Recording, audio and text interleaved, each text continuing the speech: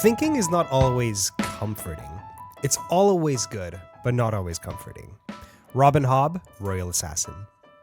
This is AMI Audiobook Review. I'm your host, Jacob Szymanski.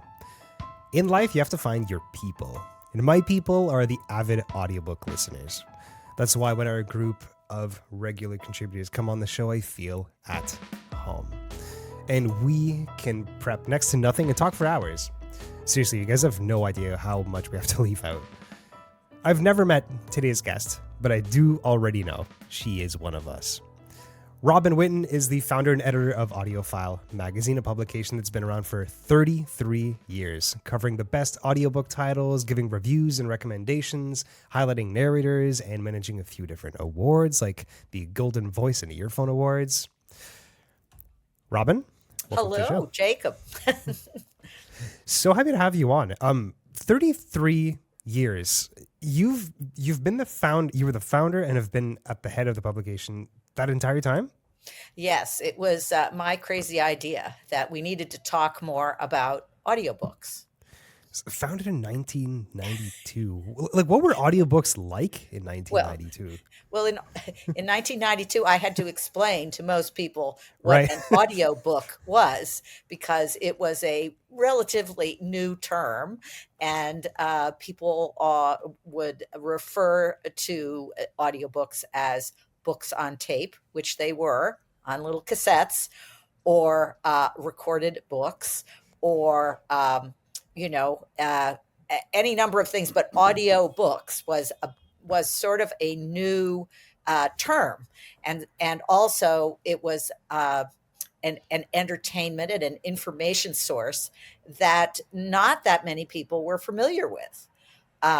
And mostly, I think, through the Library of Congress, that was where people had encountered audiobooks. And until, the early 90s when publishers really started thinking, this is interesting. Maybe we should do more of these. Right. For reference, you're joining us from New York right now. What did the Library of Congress have to do with the proliferation of audiobooks?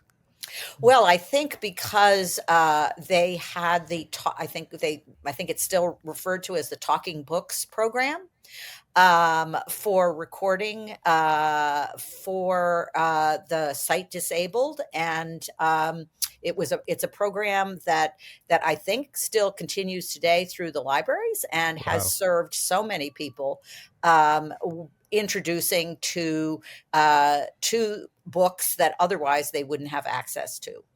And I think that, although there were commercial audiobooks, and libraries were always in the forefront of collecting audiobooks for the general public, mostly audiobooks were known through the Library of Congress.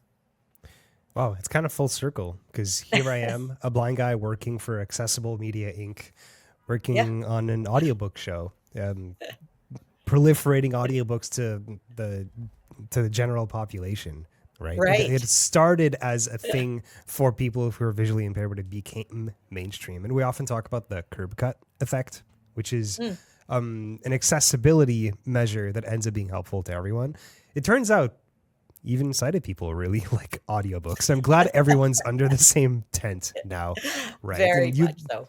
You love audiobooks so much that you started AudioFile Magazine. Can you bring us back to like how you founded it, what the idea was initially? Really, that's what it was. I was a listener to audiobooks, and I had several experiences, much like many listeners, which was radio broadcasts or whatever you could play while you were in the car were not great. Reception wasn't great. So someone said to me, you're traveling so much, you should listen to an audiobook. And I started a few stories, and I was like, wow, this is really interesting.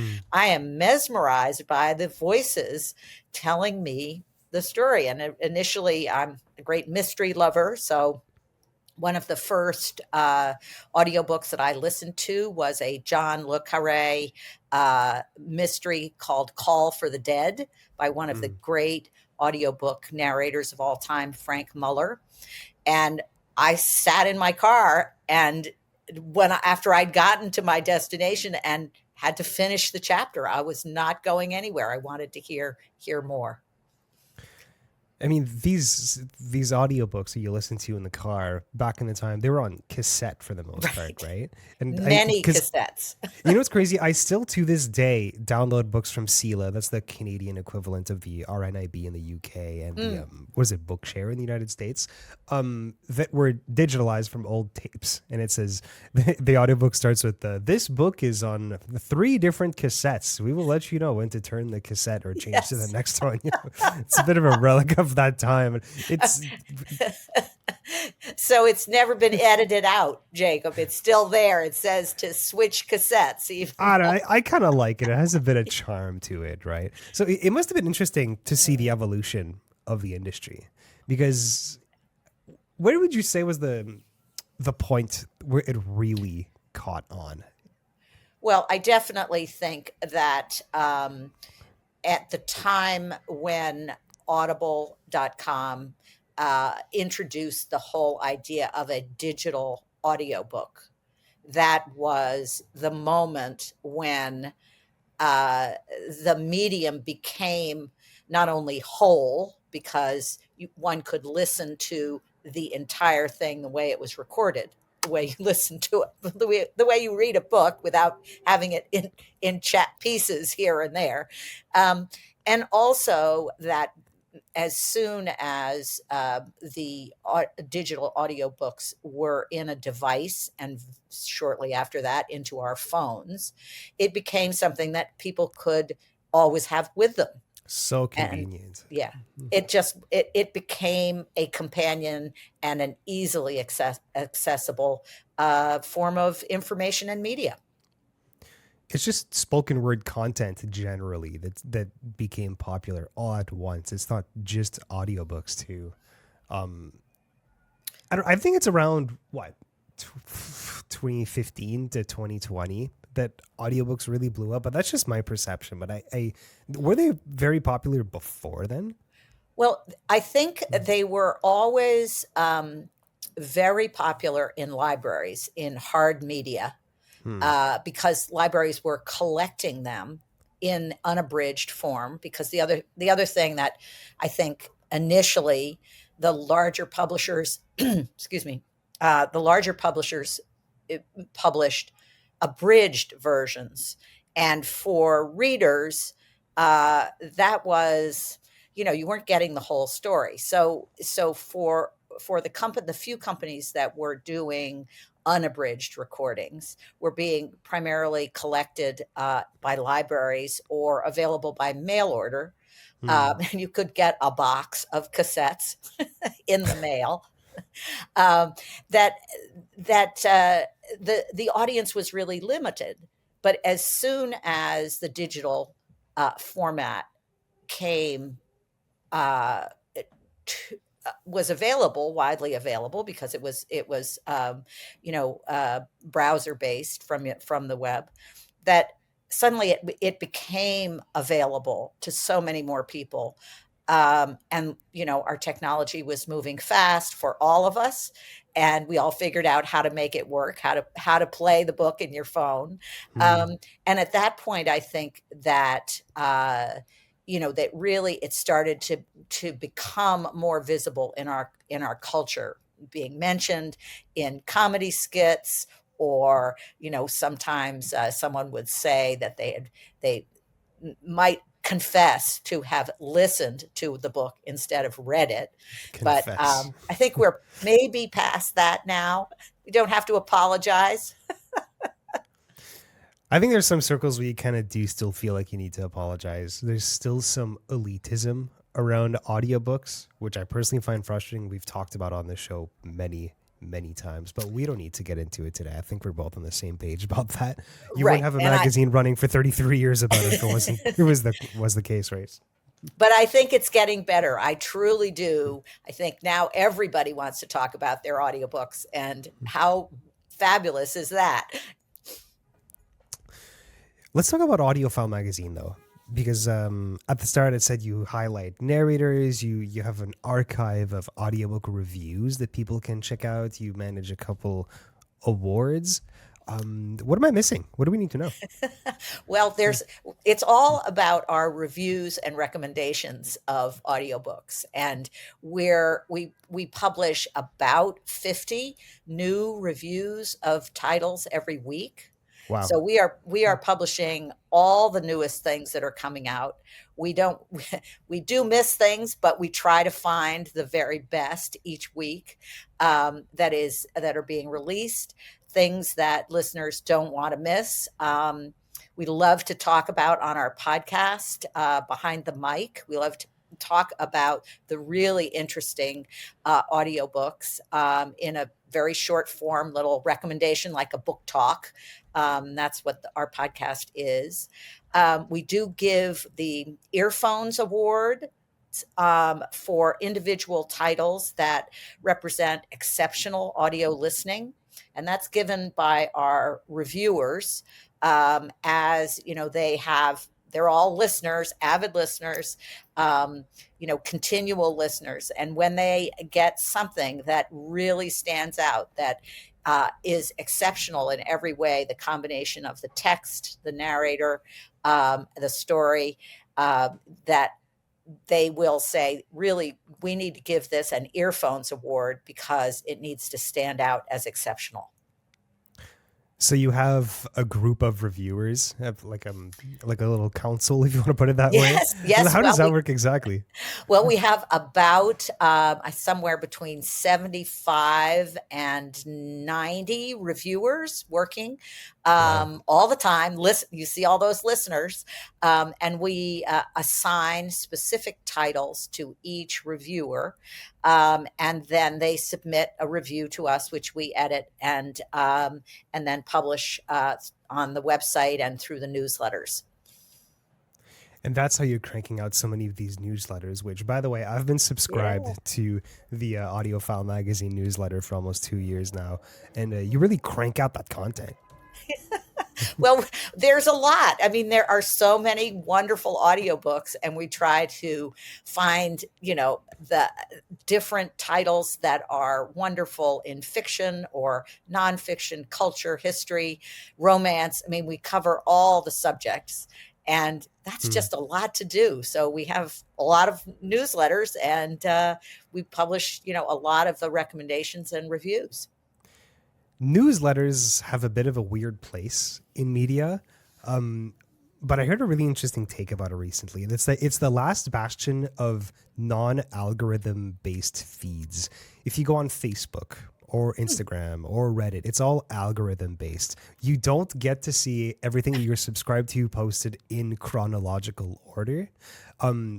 Newsletters are the last thing like that. If I want to subscribe to AudioFile Magazine and another newsletter for, CBC Books or something like that, I'm actually getting this stuff in my email in chronological order. Like, I'm getting the content that I actually want, not what the algorithm is giving me, right? And so, I highly encourage people to sign up to companies that you enjoy newsletters, because they put in a lot of work into it, and it's exactly what you want, basically.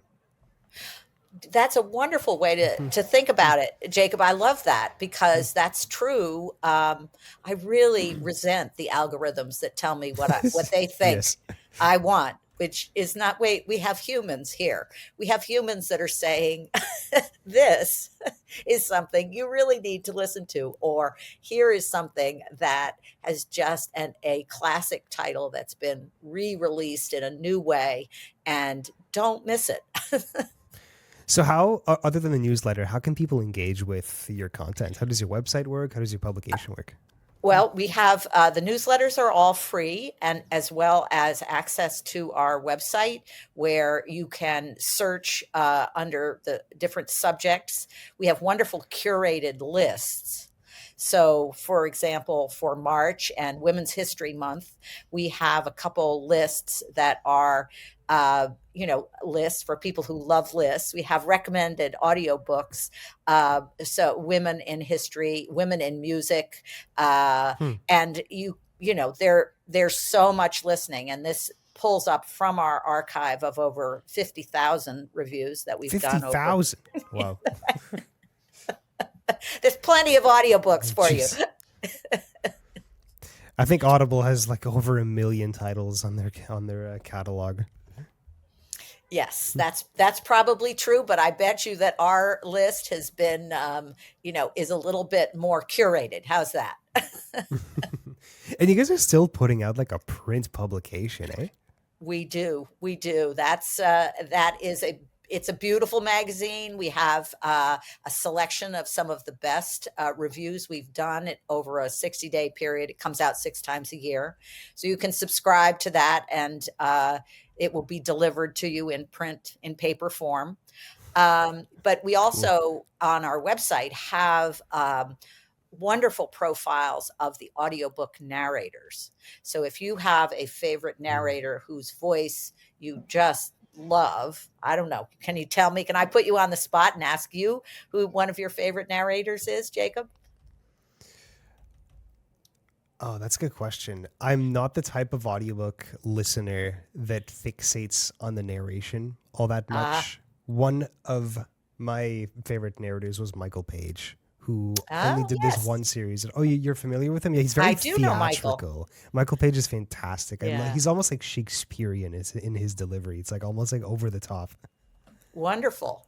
So, you can look up under Michael Page. You can see other audiobooks that he might have recorded that you didn't know. Oh, cool. There are a number of favorite narrators who are. Well, AudioFile also has an award for like a Lifetime Achievement Award, which we call the Golden Voice Award. Oh, cool. So these are the superstars of audiobook narration, and lots of people, particularly love the narrations by people like Dion Graham or Yes. Julia Whalen, Eduardo Ballerini, Barbara Rosenblatt, George Guidell. All of them are golden voices. We have over 50 people over this time that we've honored with this accolade. And you can look at a little profile about them and then see what we call their audiography, which is the list of all the audiobooks that they've recorded, including the newest ones. Yeah, and a lot of them have hundreds of titles under their belts. I know we had Julia Whalen on the show last year. Mm-hmm. She has over 400 titles, which I can't even fathom. That is so much time in the studio. Yeah, and she's just been celebrated again at the 2025 Audi Awards, which were just this week here in New York. And Julia won another big award for the best fiction narration for her title, The Women, by Kristen Hanna. Right, of course. Yeah, we reviewed that one on this show, actually. I bet you did. And her narration is typically fantastic. So the Golden Voice is kind of like a hall of fame for narrators. It is. And, some people like to know a little bit about the background of some of their favorite voices. And some, just want to know more about which audiobooks they've recorded. You mentioned the Audis. You're part of the voting committee, right? I have been a judge. Who gets there? Where you've been a judge? Okay, how does that work? I have been a judge for many. In fact, I think every year of the awards, which is now they just had their 30th anniversary. So I am a judge every year. I spend a lot of time, trying to find great audiobooks, either for the Audio Publishers Association and the Audio Awards, or for AudioFile, which is my main job. How much do you listen to audiobooks? Like hours per week? You must listen to. I'm sure that once we hang up here, you're going to go right back to listening an audiobook. Well, what I'm doing right now, Jacob, is I'm one of the contributors for our podcast. So I contribute talk about 5 different books it's not quite every month, but every 6 weeks. And so those are the books that I'm focused on, that I'll be talking about in another couple weeks. And that's where at the moment, that's where at least my focused listening is.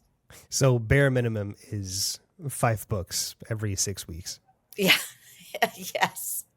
Jeez. And then I have to do a couple every once in a while. I just need to Just be for fun. entertained as I'm zoning out over, whatever it is. Can I ask what your favorite book of 2024 was? Not AudioFile's favorite book, your favorite book. Oh, yes, I would love to tell you. There is a wonderful middle grade children's a book by Catherine Rendell called Impossible Creatures. And if you have not talked about it, I would recommend, because that you do. It's a wonderful, it's a single voice, but it has many creatures. And these are all mythical creatures, from griffins to dragons, to all a lot of the Greek the Greek myth creatures who are threatened with extinction, and so they all are in a particular area in the UK, hidden until a little girl and a young man go to save them. It is fantastic. It's read by Samuel West, who has been a favorite narrator of mine for many years. It's a brilliantly done fantasy of the kind that, your middle grade children are going to love it, and the adults are going to be just as happy. Multi-voice narration gets a lot of attention because, it's flashy. You can get a lot of big names involved into a single project, maybe a little easier to market. It's not cheaper to produce, obviously, but it's easier to market. So this thing what was the title again? Sorry? Impossible Creatures. Impossible Creatures. Only one narrator doing voices of griffins and fantastical creatures. There's something to be said about a single voice narration that's dynamic and flexible, right? I agree. I mean, they're two different creatures. I mean, what do you think of multi-voice narration? I know that's getting more popular because it's flashier, and then you can step it up a notch too and go to what companies like Graphic Audio are doing with sound effects and stuff. Right. That is a relatively new concept. What's your take on that? Well, I'm not sure that it's new, because it's really a lot like the original radio drama.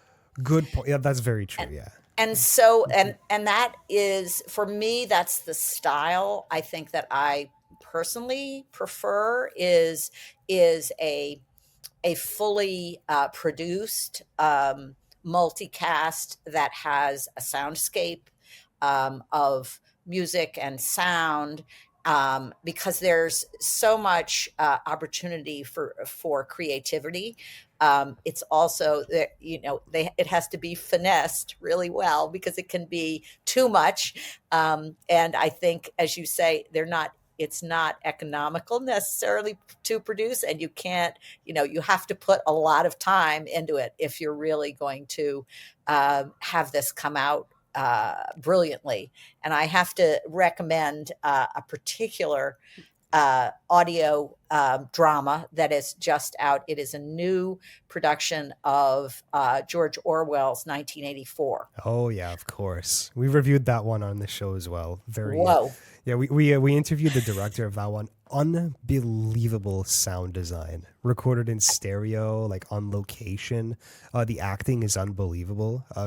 Probably one of the best enhanced audio experiences I've ever had. Well, we agree on that. I was just blown away by that. I had no idea. I mean, I do love a lot of the productions that are so well done, but there's something not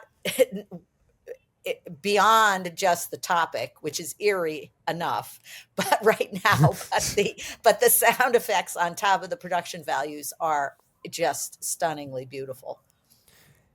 Enhanced audio can be done poorly, and I've heard it before where it's too much.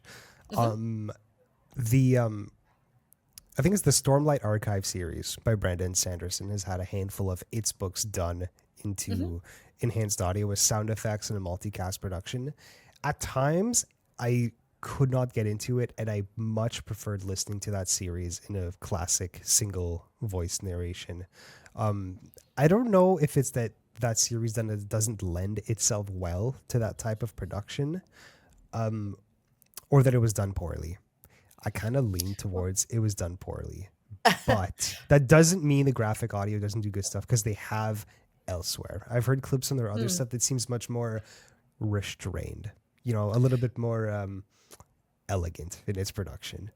Well, I think there's a restraint is really an important word in the multi dimensional audio and the full cast, because it just has to be a very delicate balance to have it come off. And it could be that it just but there it hasn't been done yet. How's that? Because you never know. I mean, I thought that the last time I listened to 1984, it was pretty great. Had no idea that there was going to be a new one that was just blew me away in a different way. Better, yeah. Right. Now the question is this type of book, like enhanced audio multi-voice narration, like is that even an audiobook, or is it like its own thing?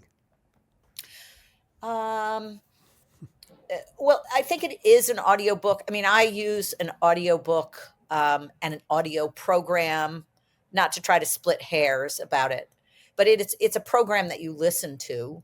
It may be book based, it may be text based, it might not be. I don't care.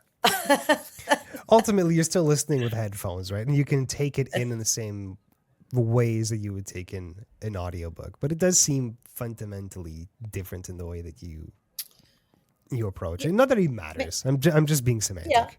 Yeah. I do think that podcasts are a little different from an audiobook or an audio program, because much the way we're doing this, we're just having a conversation, and maybe there was a script not here, but in podcasts that do have something more produced.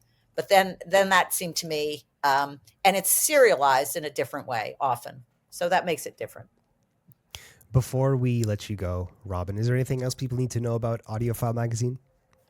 Oh, well, I think we've covered a lot of things, but I hope people will come and listen to our podcast and subscribe to the newsletters and, just see what we have to say and recommend and find some great audiobooks. That's what's important to me. Perfect. Robin, thank you so much for your time. Thank you so much for your work. Here's to another 33 years. Oh, boy. I'll give it a try. Have a good one. Thank you. That was Robin Whitten. She's the founder and editor of AudioFile Magazine. That's all the time we have for this edition of AMI Audiobook Review. AMI Audiobook Review airs weekends at 1 p.m. Eastern on AMI Audio and repeats every 6 hours on those days. But we also make ourselves easy to find. We're on all the big podcasting platforms, and that includes YouTube. Email us at audiobookrareview@ami.ca for any feedback or comments you may have. Follow our Instagram at AMI Audiobook Review. It's not just a place for us to plug our latest episodes. We're posting reels of our best moments on this show and exclusive content as well. If you're going to our YouTube channel, leave a like and subscribe. It helps out the channel a ton, and we want to hear from you. I'm Jacob Szymanski. Thanks for listening.